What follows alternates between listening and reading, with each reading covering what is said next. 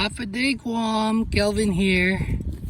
Jeez, it's been a long time that I have done a video on my dragon fruit.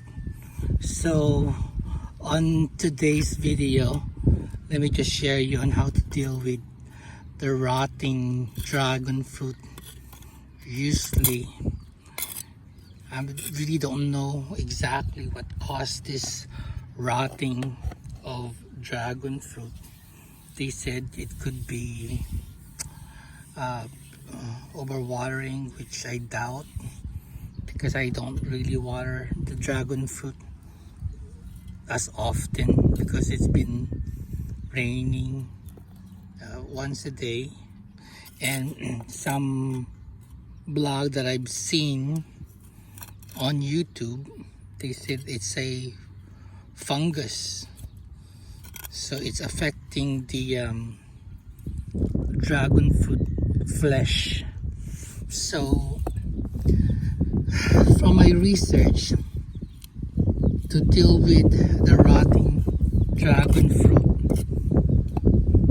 the things that you need is a good fungicide like this, and a clean sharp blade,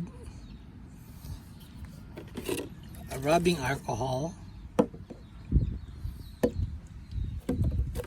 some cotton pads, ground cinnamon, and a small brush. Yan.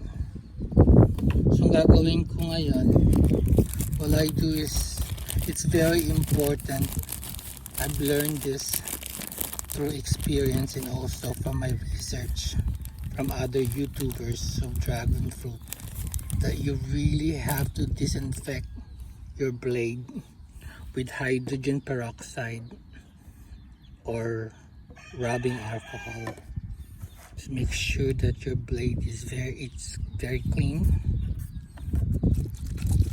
para hindi siya kumalat yung this is some kind of a disease. So pag hindi ka maingat, pwede siyang kumalat sa ibang lugar ng dragon fruit. Will affect other trees, or it will just keep climbing yung rot niya. So kailangan talaga you really have to disinfect your blade. So what I'm gonna do is I'll make a cut. So we'll just cut away all this rot, yan, para hindi na siya kumalat. So ayan o, so if you can see, para na siyang, it's like a gooey substance na siya. Yan. So we'll just keep cutting until ma-reach natin itong green part na ito. So make sure all the rot is gone. Yun ang natin, gagamutin natin siya. And I've experienced this in a few of my dragon fruit trees na nagkakaroon siya ng ganitong klaseng rot. And what I'll do is just cut it away and then treat it as such. Yan. Kasi sayang naman, kasi masyado na siyang malaki. So yung ginagawa ko lang. So make sure you don't cut yung pinaka-stem niya. Ito yung pinaka-stem this one here. So we're just gonna cut the flesh ng dragon fruit.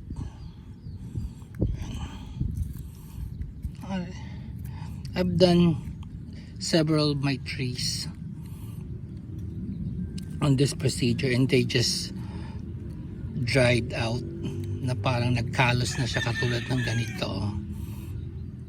pag nag-heal na siya, it'll be just like, and they'll just keep growing. So but this one is you really have to treat it kasi akalat siya, aakyat siya ng aakyat sa dragon fruit. So it's best to, so as soon as you see it, treat it right away para hindi na siya kumalat.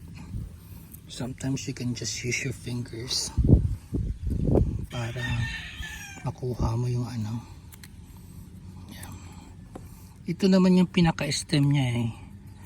Yun naman, hindi naman, wag mo lang siyang puputulin. Make sure na hindi mo siya maputol. Yan. So then we just use our fingers, make sure na wala dun sa banda sa likod. So I guess it's just a natural occurrences dito sa ano, especially pag yung mga, siyempre you're dealing with the element, tapos yung mga lupa, then you have of course possible that you encounter diseases. Ayan. So we're just gonna cut away the flesh, yung infected area ng dragon fruit, and then because I've seen I'm a member ako ng parang dragon fruit group, and then some of them have questions, you know, how to deal with rotting flesh. So this is possibly a fungus infection, but from a lot of experienced grower of dragon fruit, this is how you treat it. So let me just go around and make sure I got everything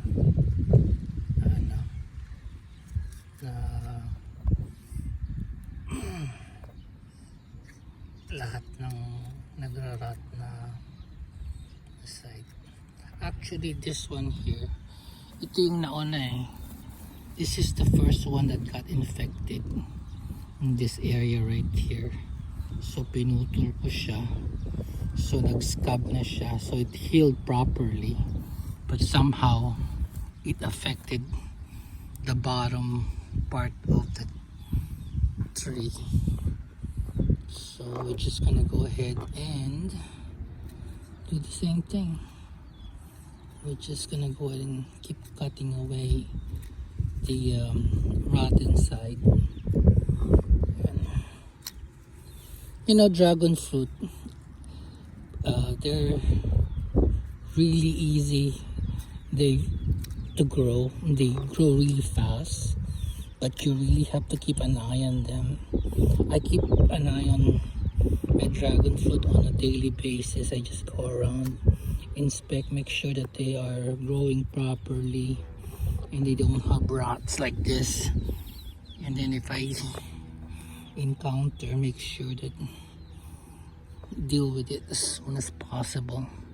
I think this one will probably, you know, I'm not sure if it's gonna heal or what, but it's still it's very tender on that side. Okay.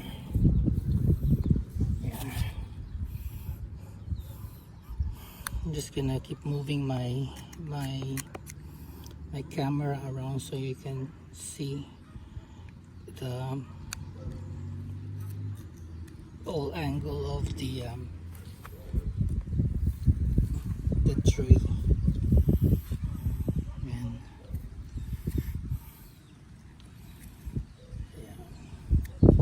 yeah, madali siyang tumubo. Madali lang naman siya umano yung dragon fruit. But somehow they're sensitive na minsan. Ayan. Ayan na let's just use our shovel.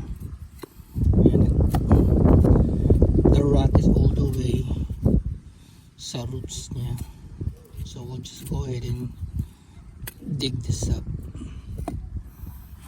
It's best to use your fingers so you can feel the flesh. Tapon lang natin siya sa side para hindi siya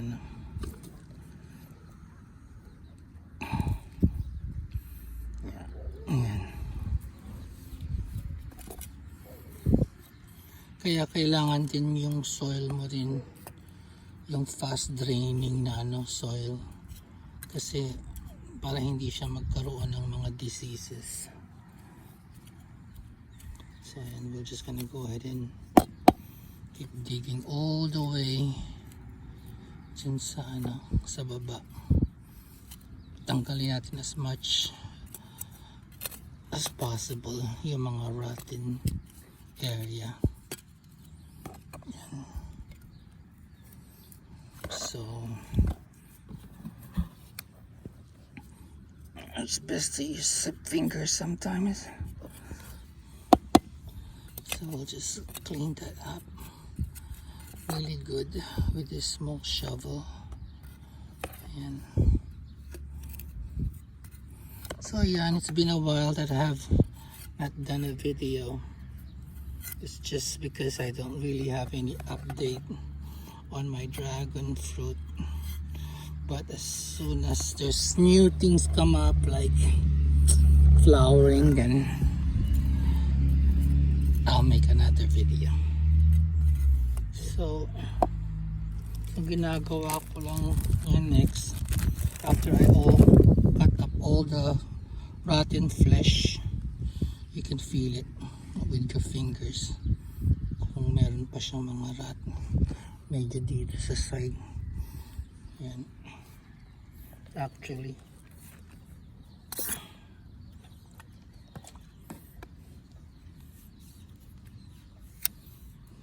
linisan natin yung blade natin ng alcohol para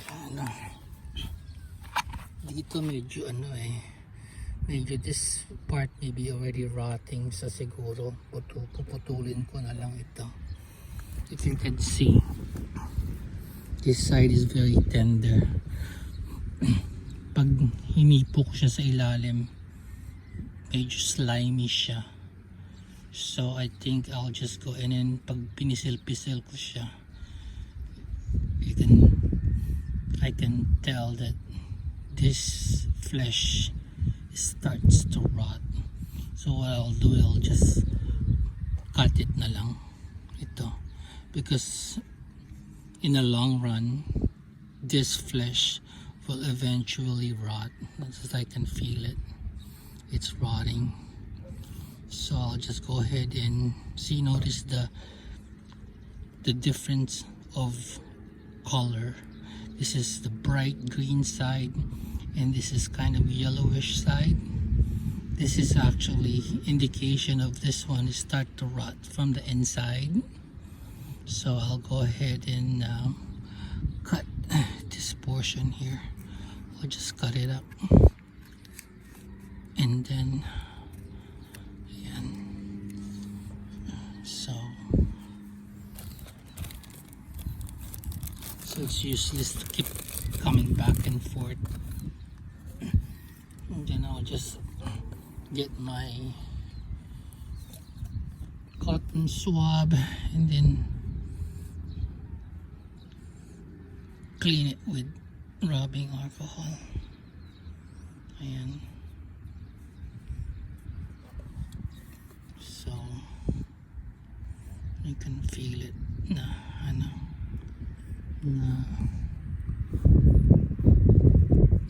make sure all the rot is gone. Ayan. So okay, so next, after I cut all those rotting flesh, what I'll do is get my fungicide and get more of the cotton pads, and I'll I'll do is to just spray on the pad and wipe the areas that you cut, yung pinagtabasan natin ng mga ng mga flesh, yung mga rotten flesh. Even the stem, lagyan, inuhin na rin natin, punasan natin ng fungicide.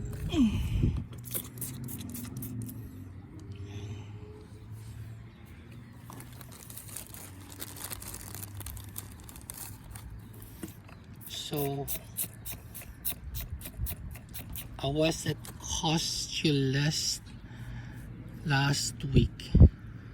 Meron silang mga binibentang dragon fruit, and guess what, they cost $7.99 each. $7.99 each per fruta. Just imagine that. So I didn't buy it because it's way too expensive. I said no way. So imagine, isang prutas lang, $7.99. Gawin na natin $8 ang isa. So okay, so I clean it up like so, yung infected area. Tapos ang gagawin ko ngayon, kunin natin yung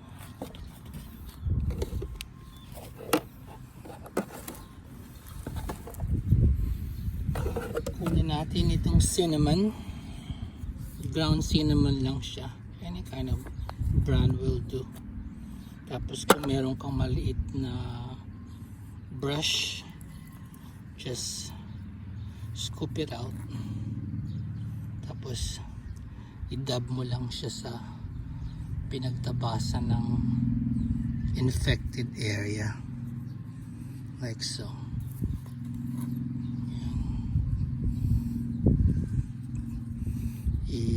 Parang pinupulbusan lang natin siya. So this one, I guess it's also, I think it's also cinnamon, is also fights the fungus and also protects the area kasi it's still healing. So ayan, lalagyan lang natin siya ng cinnamon powder all over. So if you can see, ayan, all the way siya sa ugat niya kasi yung rat niya naapektuhan na rin, almost nasa, actually all the way nasa roots niya eh. So ayan, and we'll just leave it like that and let it dry. Tapos hopefully magda-dry na siya katulad ng ganito, mag-scab na siya. So na-experience ko yan. I think I already cured siguro mga 4 na puno ng dragon fruit tree ko. So it works fine with me. So again, the only thing that you need to do is make sure that you have a good blade. Like for example, like mine is just a box cutter, pero kailangan you have to disinfect it with rubbing alcohol or hydrogen peroxide, and you need a fungicide to clean up the infected area after you take out all the rot. And then you just need a ground cinnamon powder and we are all done. So let me see, maybe I've done several last night kasi nagkaroon din to ng infection. So ayan, I did this last night. Ito, it's very similar.